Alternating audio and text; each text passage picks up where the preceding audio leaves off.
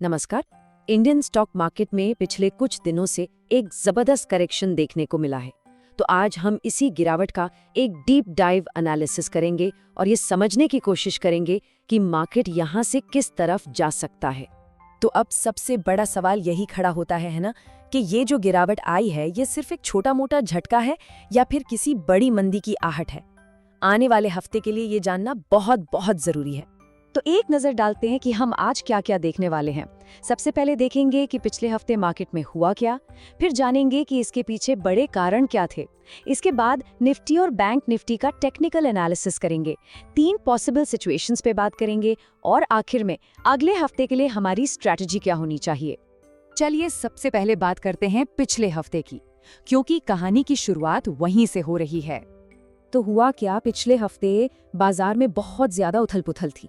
मतलब जैसे ही मार्केट थोड़ा सा ऊपर जाने की कोशिश करता, एक जोरदार सेलिंग प्रेशर आ जाता था। और इसमें FIIs यानी फॉरेन इंस्टीट्यूशनल इन्वेस्टर्स, उन्होंने भी जमकर बिकवाली की।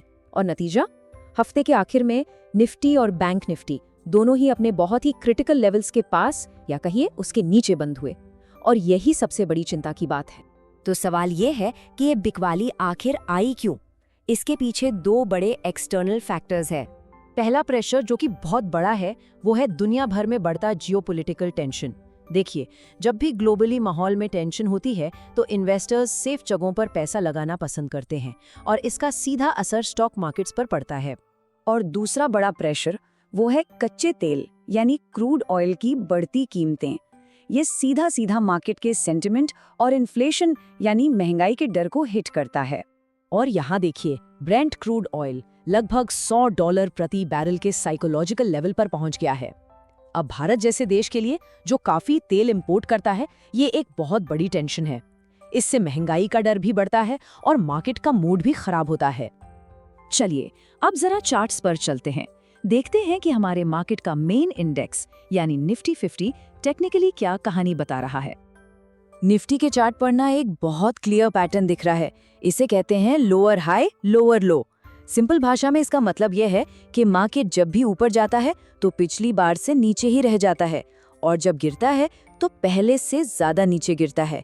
टेक्निकली ये एक शॉर्ट टर्म डाउन ट्रेंड का सीधा सीधा सिग्नल है।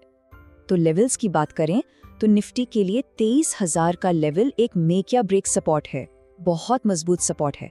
अगर मार्केट इसके नीचे फिसला तो सेलिंग और तेज हो सकती है और हम 23,600 तक जा सकते हैं। दूसरी तरफ अगर यहाँ से बाउंस आता है तो 23,600 पहला रेजिस्टेंस होगा। अब आते हैं बैंक निफ्टी पर, और यहाँ से एक वार्निंग सिग्नल आ रहा है। देखिए, बैंकिंग सेक्टर को हमेशा से मार्केट का लीडर माना जाता है। अगर लीडर ही कमजोर हो जाए तो पूरी मार्केट पर असर पड़ता है। बैंक निफ्टी में भी जबरदस्त सेलिंग हुई और ये 55,000 के बहुत ही इंपॉर्टेंट साइकोलॉजिकल लेवल के नीचे बंद हुआ।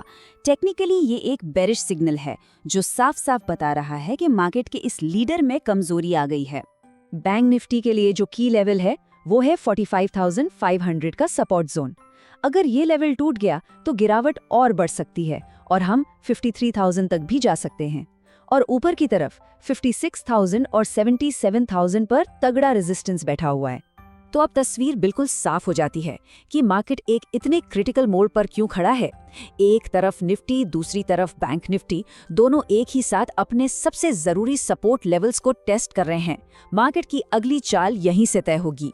तो इस सारे एनालिसिस के बाद सवाल यह है कि अगले हफ्ते हो क्या सकता है। चलिए 3 पॉसिबल सिचुएशंस या कहिए सिनेरियोज पर एक नजर डालते हैं। सिनेरियो नंबर 1, एक रिलीफ बाउंस। मतलब अगर निफ्टी 23,000 के सपोर्ट को बचा लेता है तो एक उछाल आ सकता है। दूसरा सिनेरियो, मार्केट एक रेंज में फंस जाए, ना ऊपर ना नीचे। और सिनेरियो नंबर 3 जो सबसे डरावना है, एक बेरिश ब्रेकडाउन। यानी अगर 23,000 का लेवल टूट गया तो एक पैनिक सेलिंग शुरू हो सकती है। तो अब इस अनिश्चितता भरे माहौल में एक ट्रेडर या इन्वेस्टर को क्या करना चाहिए? चलिए इस पूरे एनालिसिस के सबसे जरूरी टेक अवे पर आते हैं। देखिए, सबसे जरूरी चीज है पेशेंस और रिस्क मैनेजमेंट। इस वक्त आंख बंद करके खरीदारी करने से बचना चाहिए। बेहतर है कि मार्केट को पहले अपनी डायरेक्शन तय करने दें। जब कंफर्मेशन मिले तभी कोई भी ट्रेड लेना समझदारी होगी। तो ये पूरा एनालिसिस हमें इसी एक सवाल पर लाकर खड़ा कर देता है कि क्या मार्केट यहाँ से टूटेगा या फिर एक जबरदस्त बाउंस बैक के लिए तैयार हो रहा है।